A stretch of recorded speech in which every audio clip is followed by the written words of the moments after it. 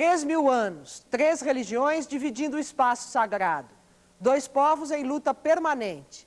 Jerusalém festeja, mas há medo e expectativa.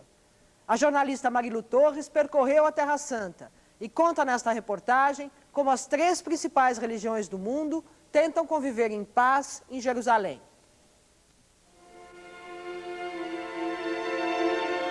Esta é a Terra Santa, a terra prometida por Deus a Moisés. Uma história que está contada no livro mais antigo do mundo, a Bíblia Sagrada. Ao longo dos séculos, esse pedaço do Oriente Médio tem sido disputado por vários povos. Muito sangue rolou nos desertos e colinas de Israel. Uma faixa de terra limitada entre o mar Mediterrâneo, o Egito, a Síria e a Jordânia. 4.000 anos de história, 40 séculos de lutas, tensão e fé. Uma explosiva combinação que eu encontrei na mais sagrada das cidades da Terra Santa.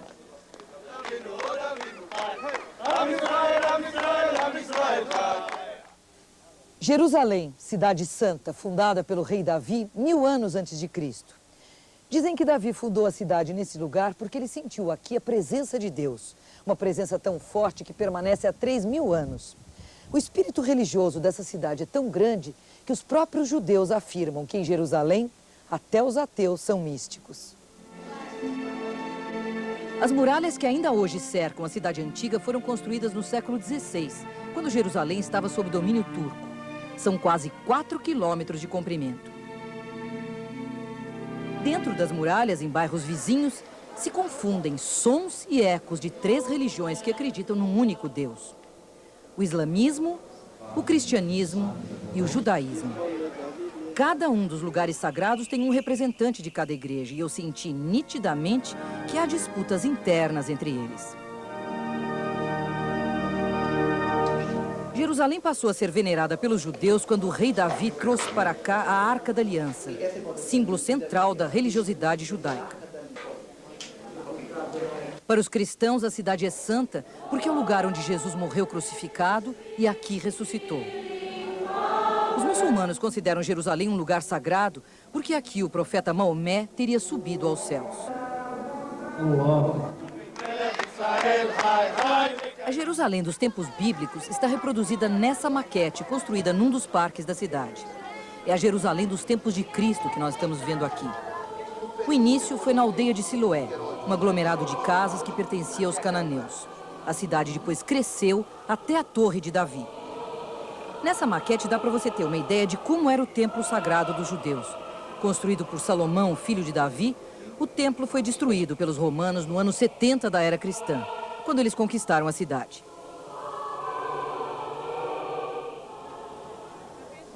Essa é a única parede que restou da destruição do templo. Hoje, ele é o Muro das Lamentações, o local mais sagrado para os judeus. As pessoas vêm até aqui lamentar a destruição do templo e rezam como se estivesse dentro dele. Eu perguntei a esses peregrinos qual a importância do muro para os judeus. Ele me diz que o muro é um símbolo para todos os judeus. O lugar onde eles rezam juntos, não importando quão religiosos eles sejam. Este outro me diz que Deus nunca saiu dessas paredes e que aqui ele fala com Deus e pede o que precisa.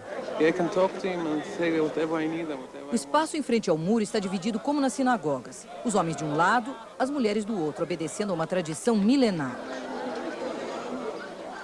Essa mulher me diz que aqui é o lugar onde ela se sente mais próxima de Deus. Essa outra fala que a fé do povo judeu está aqui. A qualquer hora do dia, há sempre alguém colocando pedidos nas frestas do muro. Apesar de ser o lugar sagrado dos judeus, o muro também recebe pedidos de pessoas de outras religiões. Edgar Noff é judeu argentino. Ele me recebeu na escola de rabinos, onde leciona, para falar da convivência das 3 religiões em Jerusalém. O rabino me conta que não pode haver harmonia no mundo sem que haja uma verdadeira convivência, um respeito mútuo entre as diferentes religiões, e mesmo dentro de cada uma. Apesar do povo judeu estar espalhado no mundo todo, a sua ligação com Jerusalém nunca foi quebrada. Nestes 3 milênios, a cidade tem sido o centro da fé judaica, uma tradição que passa através das gerações.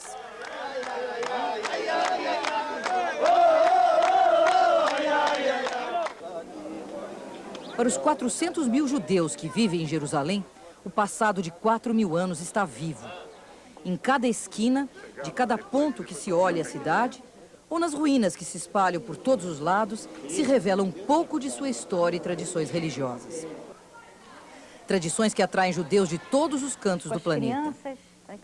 Este casal brasileiro que nos recebeu vive num bairro da classe média alta em Jerusalém. Os dois são cariocas e estão há 23 anos em Israel. Nas paredes, lembranças do Brasil. A gente está sempre sentado lembrando do Brasil. Por quê? Olhando para a parede, nós olhamos o Brasil. Relembramos o Brasil. E também, no Shabat, cantamos músicas. E as músicas em hebraico, mas muita música a gente pode botar em ritmo de samba. E para fazer mais alegre, as crianças poderem bater na mesa, faz em ritmo de samba. Dos 3 filhos, o mais velho está no exército. Uma preocupação constante para a família. A gente tem muitos amigos que os filhos caíram durante o serviço militar, morreram. É como se fosse uma família grande. Vamos dizer, isso nos atinge muito. Vamos dizer que cada ano a gente tem que ir a 10 memoriais sobre filhos de amigos que faleceram durante o combate, pessoas de 18, 19 anos. Uhum. Uma imagem frequente em Jerusalém. Rapazes e moças que estão servindo ao exército passeiam pelas ruas da cidade sagrada. Os judeus adotam rígidas medidas de segurança. Cada grupo de 15 crianças só sai à rua acompanhado de um adulto armado. Essa impressão de paz armada é uma constante na vida da cidade. Traduz o medo de atentados terroristas. Mais de 150 mil árabes vivem em Jerusalém. Para chegar com segurança à vila de Anata, onde foi conhecer uma família muçulmana, a repórter Miriam Clark precisou tomar o táxi de um árabe. E mesmo assim teve dificuldades em localizar a família Bouchancia. As ruas de Anata não têm nome nem número. O professor Halim divide um prédio de 3 andares com toda a sua família. Pai, mãe, 7 irmãos, 3 irmãs, cunhadas, sobrinhas e filhos. Muitos filhos. Halim conheceu Randa na universidade. Ela estuda, trabalha e conta que quando volta no fim da tarde tem que limpar a casa, cozinhar e cuidar da filha de 11 meses. E só usa véu por imposição do marido. Ela diz timidamente que não é feliz usando esse véu. Mas ela não pode mudar isso, porque o marido gosta. E ela faz questão de dizer que nem todas as mulheres muçulmanas usam véu. O mesmo véu que faz Randa infeliz traz problemas para Halim na hora do trabalho. Ele diz que frequentemente ouve ironias da parte de outras pessoas.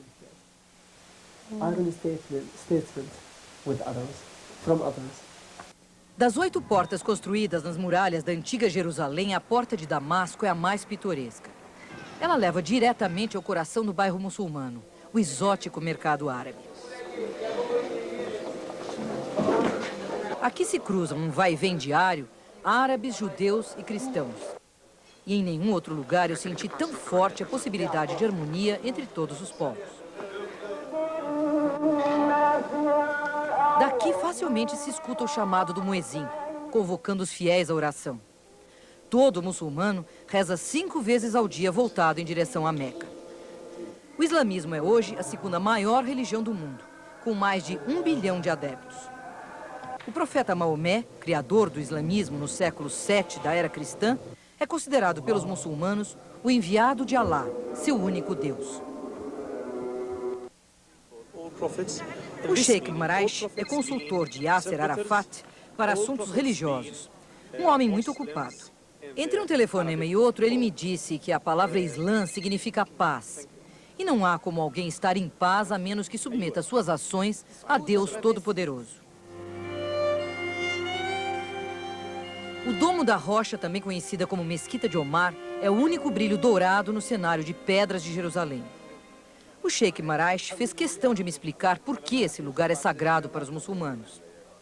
Para entrar na mesquita, eu, como mulher, tive que cobrir a cabeça e tirar os sapatos, em sinal de respeito. Agora a gente pode ir.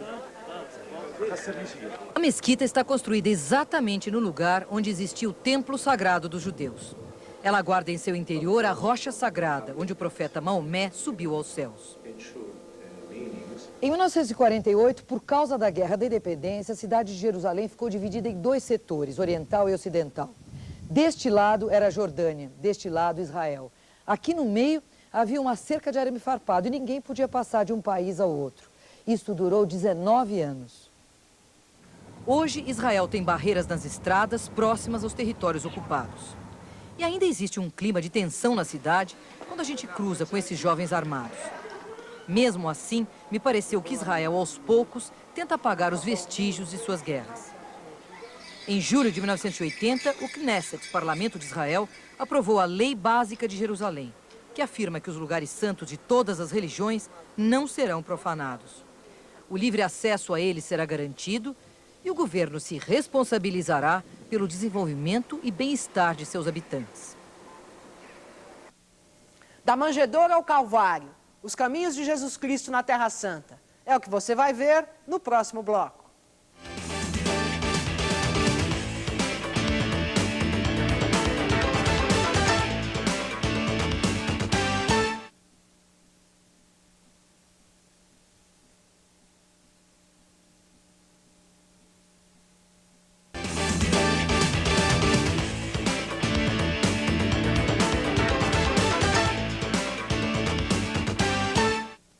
Uma longa jornada pelo deserto da Judéia. Milagres, pregações e muita fé.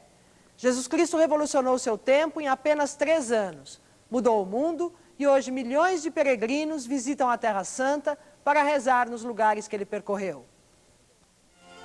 Foi aqui, na antiga aldeia de Belém, a 10 quilômetros de Jerusalém, que Jesus nasceu. Numa gruta, refúgio de pastores, Maria deu à luz seu primogênito. O envolveu em panos e o colocou numa manjedoura. Uma estrela no céu indicou o lugar do nascimento de Jesus. E os anjos o anunciaram na noite de Natal. A Basílica da Natividade, em Belém, construída pelo imperador Constantino em 332 d.C., foi erguida sobre a Gruta do Nascimento de Jesus. Seu interior é monumental, em contraste com o pequeno espaço da gruta, onde pessoas de todo o mundo vêm orar e tocar a estrela de prata que assinala o lugar exato do nascimento de Jesus. Avisados de que o rei Herodes pretendia matar o menino, a Sagrada Família se exilou no Egito, só voltando mais tarde a Nazaré, onde Jesus passou grande parte da sua infância e adolescência, nessa casa simples, humilde, escavada na rocha. Sobre a casa de Maria foi erguida essa imensa basílica. A Basílica da Anunciação tem esse nome porque também aqui o anjo Gabriel anunciou a Maria que ela seria a mãe de Jesus. Nazaré, nessa época, tinha 300 habitantes e era uma aldeia insignificante da Galileia. Hoje recebe centenas de visitantes por dia. É uma sensação, assim, de... A gente sempre estuda, desde criancinha, a história de Jesus, tudo. Agora está nos lugares que ele esteve. Não, os prédios são diferentes, tudo é diferente, muitas coisas são diferentes, mas há uma energia muito boa, uma paz muito grande que eu sinto. O interior da Basílica da Anunciação tem dimensões e aspectos cenográficos.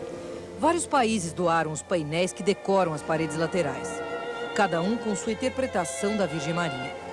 O painel doado pelo Brasil representa Nossa Senhora Aparecida. Quem é Jesus para a senhora? Jesus é tudo, é o Salvador, é aquele que nos ensina, é que nos dá paz, é o caminho, a verdade e a vida.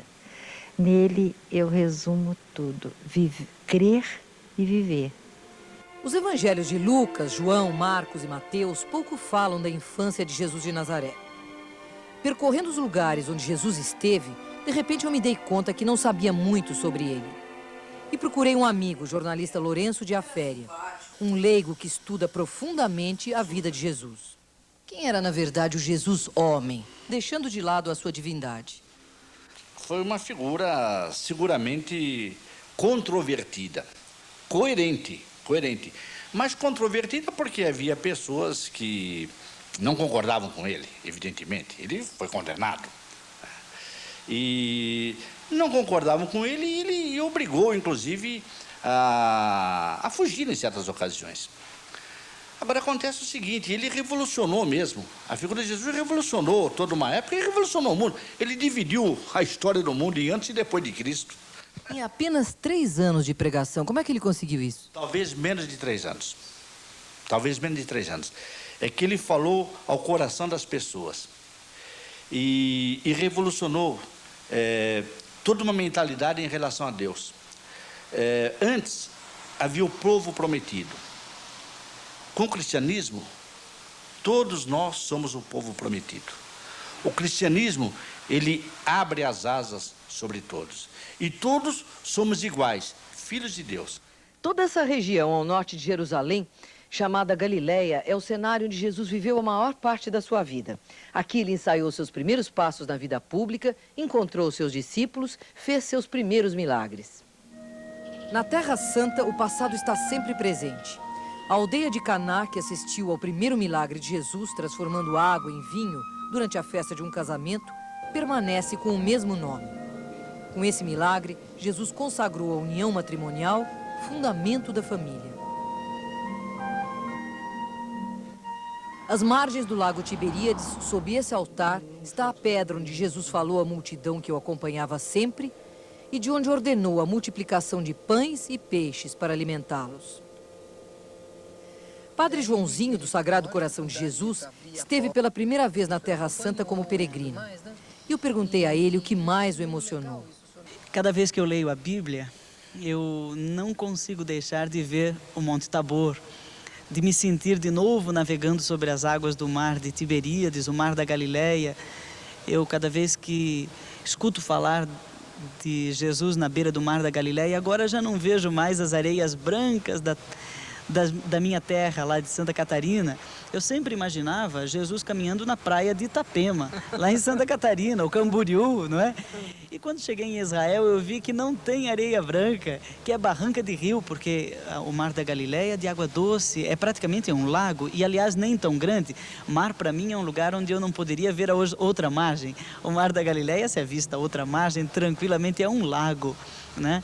Então, cada vez que eu leio a Bíblia, eu me reporto àqueles lugares, subo o Monte Tabor, entro na cidade de Jerusalém de novo, me sinto talvez mais próximo de Jesus na história e no tempo. O Rio Jordão percorre 320 quilômetros do Estado de Israel e tem uma extraordinária importância religiosa e simbólica. Em suas águas, Jesus foi batizado por João Batista, seu precursor. Muitos vêm ao rio acompanhados dos líderes de suas igrejas renovar seus compromissos de fé. O padre de Barcelona diz que eles revivem aqui o próprio batismo, como Cristo morto e ressuscitado. Esse é um rito de purificação? É o rito do nascimento da vida de Cristo, diz ele. A madre pensa que Jesus Cristo, que lhe deu a fé, que a levou à vida cristã, também passou por aqui e recebeu o mesmo batismo que lhe foi dado. Para uma cristã, é um grande momento. E isto é para mim, que sou cristiana de veras, pues es una cosa muy grande. La fe, me dio la fe. Depois do batismo, Jesus se retirou para o deserto, onde ficou por 40 dias em preparação espiritual. Nós também cruzamos o deserto da Judéia à procura dos lugares onde ele esteve. Suspenso sobre a rocha, perdido entre dunas, um mosteiro grego-ortodoxo foi construído no século IV, onde Jesus teria passado esses 40 dias. Em Cafarnaum, aldeia de pescadores onde morava Pedro, Jesus difundiu sua mensagem através de parábolas, histórias onde, por meio de comparações, ele conseguia fazer com que as pessoas mais simples entendessem essas mensagens. Ele também ensinou o povo a rezar com palavras simples, se dirigindo a Deus como um pai que sabe o que seu filho necessita. Pai nosso que estais no céu. Na igreja de Paternoster, o Pai Nosso está escrito em linguagem universal. Ainda na Galileia, um dos pontos altos da sua pregação é o Sermão da Montanha, realizado no Monte das Bem-aventuranças. Esse lugar tornou-se um centro de retiro espiritual, celebrado por peregrinos de todas as raças.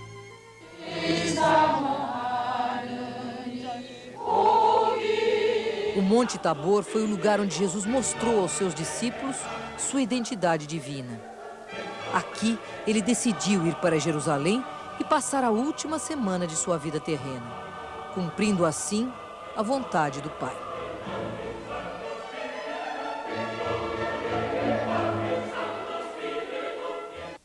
No próximo bloco, a Via Dolorosa, os lugares de Jerusalém em que Cristo foi condenado e executado.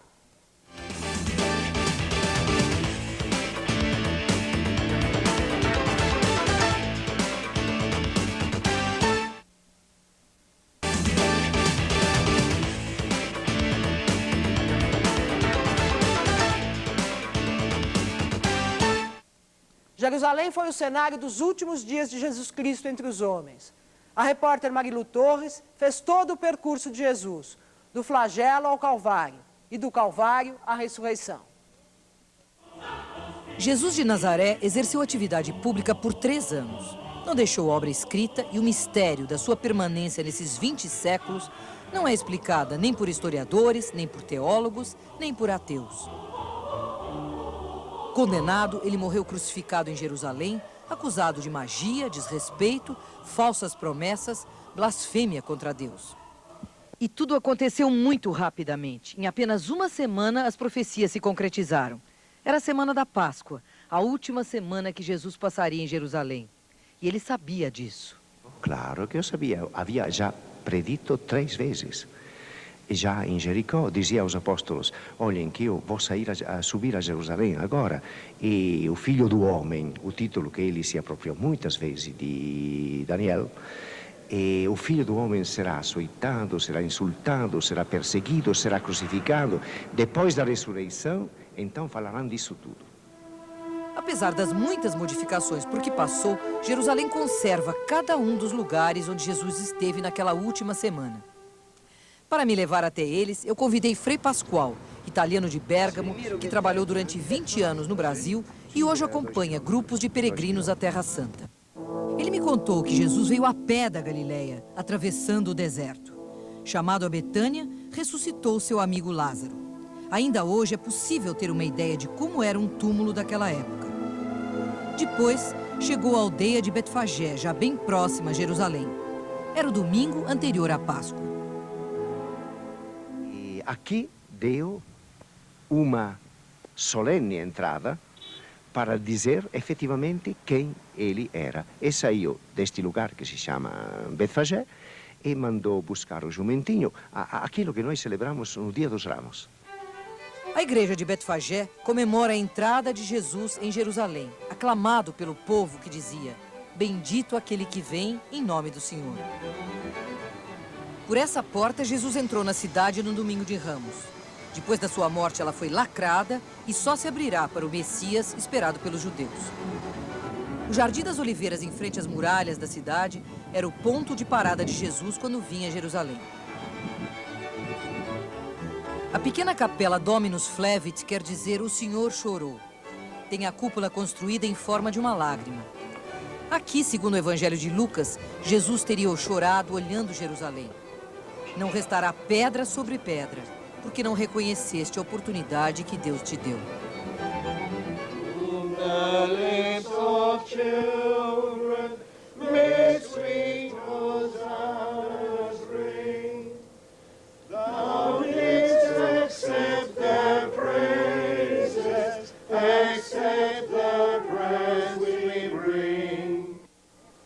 Sobre o Monte Sião, o cenáculo é o lugar onde Jesus celebrou a última ceia com seus discípulos, instituindo a Eucaristia. O lugar é sagrado para todas as religiões. Pergunto a uma peregrina da Colômbia que ritual é esse que eles realizam aqui. Ela me explica que é a unção do Espírito Santo, que integrado às suas vidas, lhes traz paz, alegria. Suas forças ficam debilitadas fisicamente, mas seu espírito se fortalece. Apesar de todas as descaracterizações sofridas através dos séculos, esse aqui é o caminho original que Jesus fazia através do Monte das Oliveiras, descendo até o Vale do Cedron. esta basílica foi construída ao redor de uma pedra, que, segundo a mais antiga tradição, é a pedra sobre a qual Jesus suou sangue. Porque ele sabia que de verdade chegara a hora dele, a hora de entregar-se totalmente ao Pai. E aqui fez a oração: Pai, se é possível, passe de mim este cálice, onde Jesus se manifestou profundamente humano. Aqui começou a paixão de Cristo em Jerusalém. No horto de Getsemane, ele foi traído por Judas e entregue aos soldados. Saber exatamente o itinerário que Jesus fez da sua flagelação até o Calvário nos dias de hoje é praticamente impossível. Porque o traçado da cidade mudou muito, principalmente se a gente lembrar que Jerusalém foi destruída 4 vezes depois de Jesus. Portanto, nós vamos fazer uma via dolorosa conforme manda a tradição cristã. A Torre Antônia é o lugar onde Jesus foi condenado por Pôncio Pilatos. Este lajeado que está aqui por baixo dos nossos pés era o lajeado Gábata, do qual fala São João no seu Evangelho. Pedras recuperadas, particularmente significativas, com jogos dos soldados, etc. É o lugar onde Jesus foi flagelado e coroado de espinhos. E praticamente daqui saiu para o Calvário. O caminho que Jesus fez carregando a cruz hoje atravessa o bairro árabe da cidade. E as estações tradicionalmente celebradas pelos cristãos fazem parte de um caminho simbólico, já que Jerusalém do tempo de Cristo está pelo menos 7 metros abaixo do nível atual da rua. As primeiras estações assinalam as quedas de Jesus, seu encontro com Maria Madalena e com Simão Cirineu. Estamos na 5ª estação. O Cirineu está obrigado praticamente a ajudar Jesus a levar a cruz. Por quê? Não para ajudá-lo, mas porque estavam com medo que, provado como era, não chegasse até o Calvário para ser crucificado ainda vivo. Através do labirinto das ruas, eu fui seguindo Frei Pascoal até o lugar mais sagrado de Jerusalém para o cristianismo, o Santo Sepulcro. Esse peregrino católico sintetiza bem o que é o Santo Sepulcro. Antes de tudo, um lugar histórico que deve ser visitado por todos. A Basílica do Santo Sepulcro foi construída sobre a rocha do Calvário, onde Jesus foi crucificado, e seu túmulo, a poucos metros de distância. Eu esperava silêncio aqui dentro, mas com tanta gente há um murmúrio incessante que até impede qualquer reflexão. Sob o altar de ouro e prata, há uma abertura onde as pessoas podem tocar a rocha do Calvário. E há quem lembre que aqui terminou o drama do homem. Tudo foi consumado.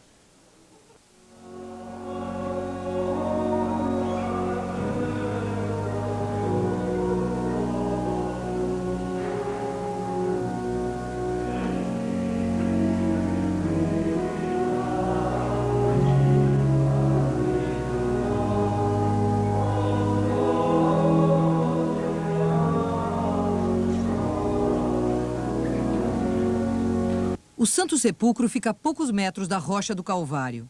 A fachada é imponente, mas o lugar é muito pequeno. Todos têm que se curvar para entrar aqui dentro. Agora há silêncio. As pessoas sabem que o momento é solene. De repente, aqui dentro eu não sei bem o que fazer. Se faço algum pedido, se devo agradecer. E fico aqui emocionada, vendo o lugar onde Jesus foi enterrado. Mas a fila espera lá fora. O tempo é curto. Infelizmente, só dá para uma rápida oração. Mas a emoção vem depois.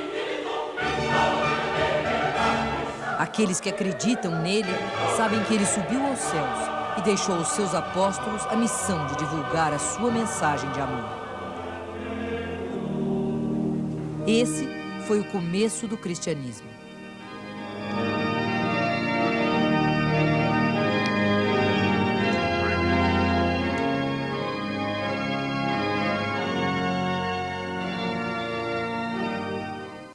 Na terça que vem, o SBT Repórter volta com Pátria Amada. Os brasileiros que foram fazer a vida nos Estados Unidos morrem de saudade em mais um Natal longe de casa.